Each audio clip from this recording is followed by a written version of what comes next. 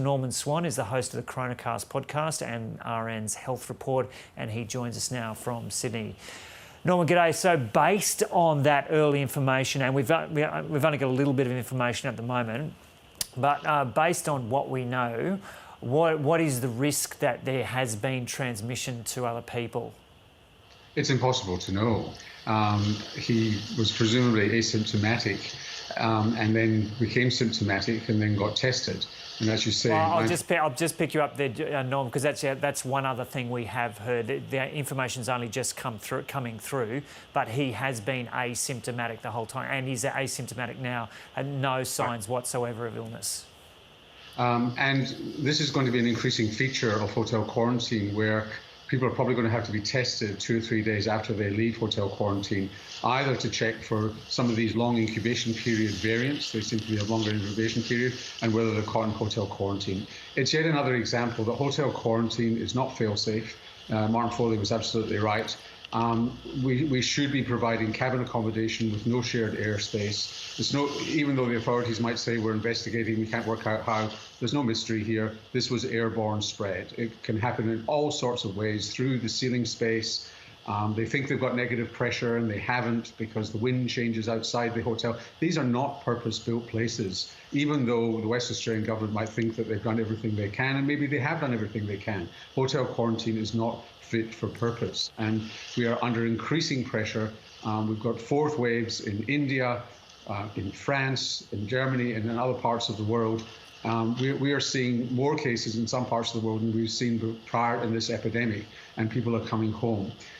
The other thing that should have been happening for a while now is that DFAT and the Australian government should be finding ways to immunise Australians wanting to return from overseas. That would reduce this considerably.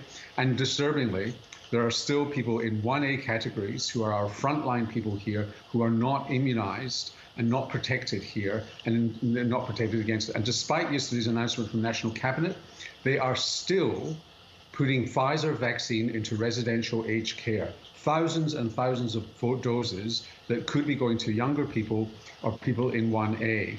And when the Astra will work just as well in the elderly.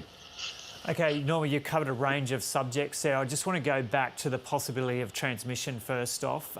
So if he has been asymptomatic and worn a mask through that whole period from when he was at Perth Airport, on the plane from Perth to Melbourne, in Melbourne Airport, and when he went home, sat in the back of the car while his spouse drove him home and went into quarantine soon after, and was asymptomatic, would you be optimistic if someone had done all that the risk of transmission was quite low? Or does the fact that he's picked it up in hotel quarantine in Perth from being in another room to the other person who presumably have it indicate that he would probably have a highly transmissible type of the virus?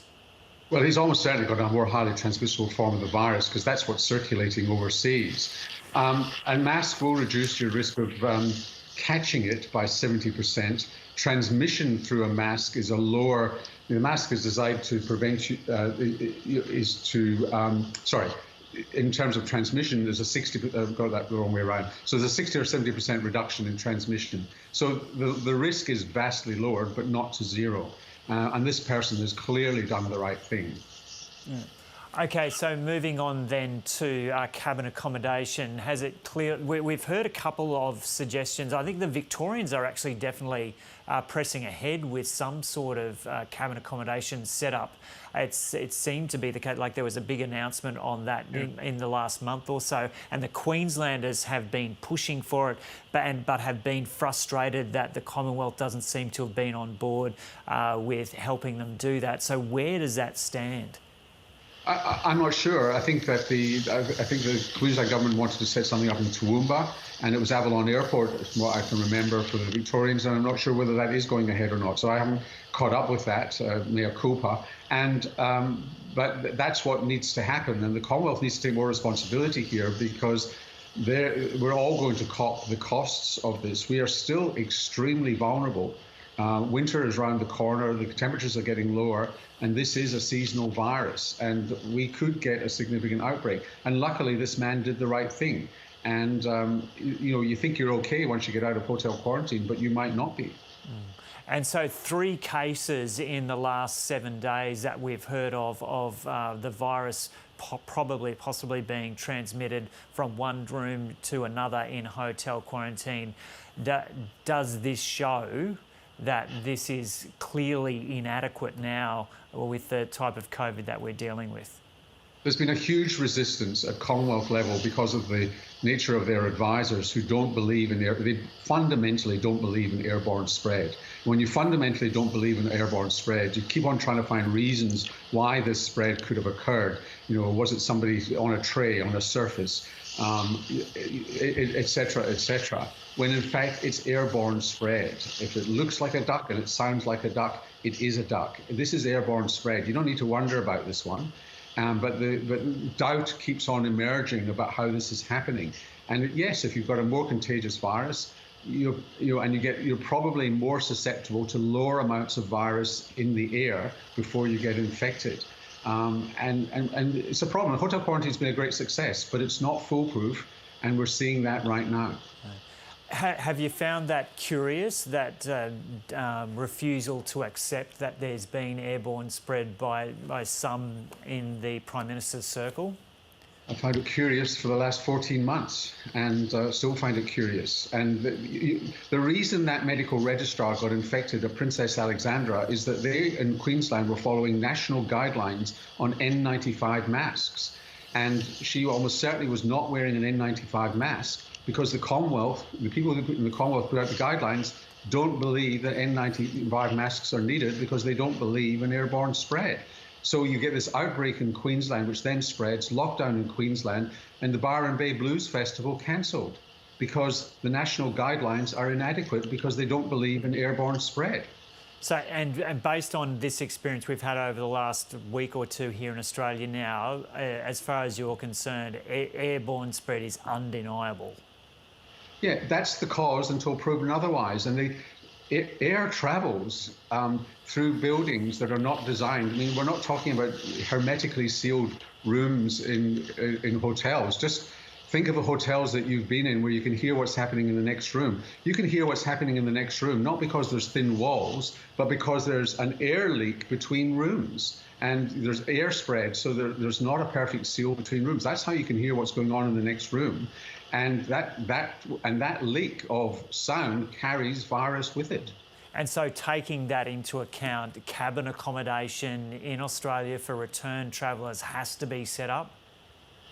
Well, we are not, I mean, we're hearing from the Health Minister and Professor Murphy, I think quite rightly, that we don't expect to see borders opening anytime soon.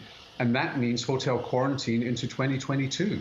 And we've got to respond to that now to protect the people coming in. If you come in negative, it's actually a harm, an injury that you're causing by making somebody coming out positive. As far as I understand, this man was negative coming in, negative throughout, and he caught it in the hotel.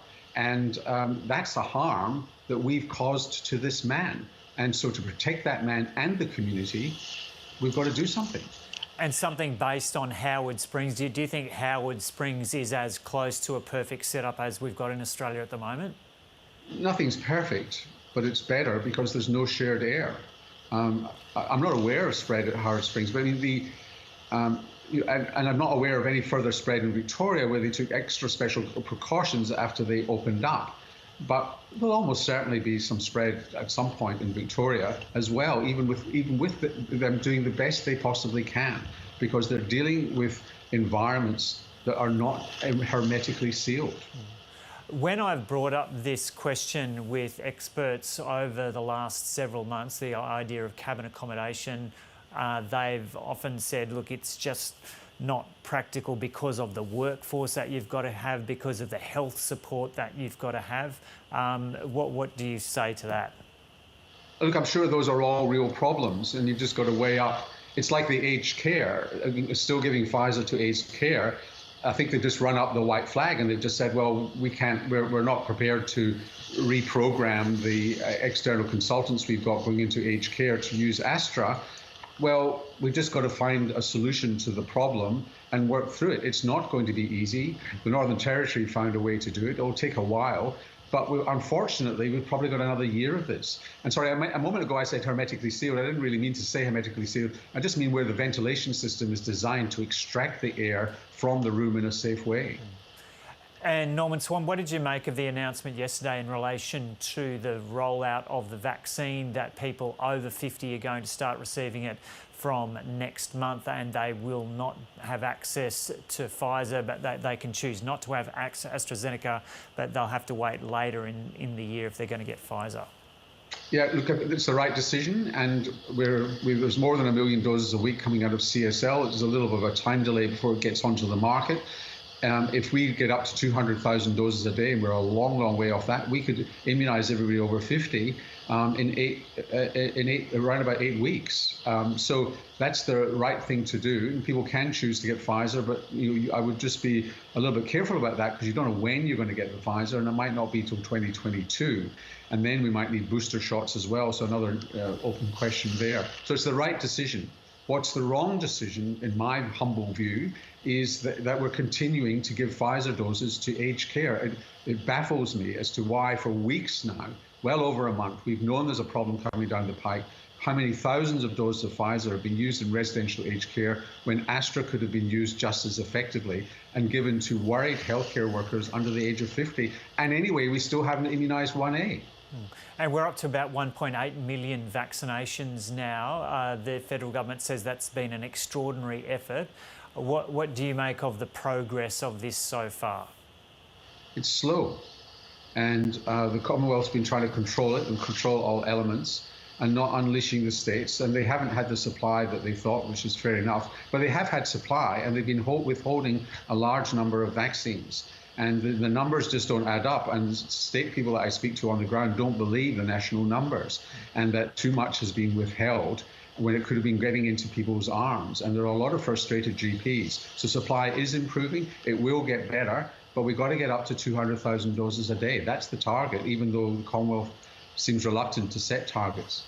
What about the Commonwealth's argument? They put these graphs up saying that Australia is at a similar point to where other countries were at their different stages of their rollouts. Well, the Commonwealth did do modelling with consultants, which showed that they could get up to 200,000 doses a day and get up to that pretty quickly. And that needs to be dusted off.